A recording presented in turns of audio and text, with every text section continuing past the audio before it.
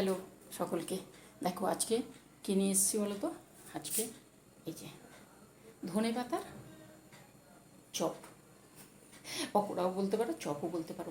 এই ধনে পাতাটা কিন্তু পুরো বোঁটা শুদ্ধ থাকবে, গোছা গোছা ধরে থাকবে। ওই শেকড়টাকে কেটে দিতে হয় কাঁচি দিয়ে, তারপরে ওটাকে সুন্দর করে জলে ধুয়ে জলে বেশ কিছুক্ষণ ভিজিয়ে রেখে দিতে হয়। পাতা তো, তারপরে আমি বেসনটা দিয়েছি, ওই চানা বেসন দিয়েছি, আর ওর মধ্যে দিয়েছি বেকিং সোডা, আর দিয়েছি পেঁয়াজ কুচি একটু দিয়েছি, একটু মুগ দিয়েছি, কাঁচা লঙ্কাটা কুচিয়ে দিয়েছি, আর তোমার দিয়েছি গোলমরিচের গুঁড়ো দিয়েছি, আর হলুদ একটু দিয়েছি।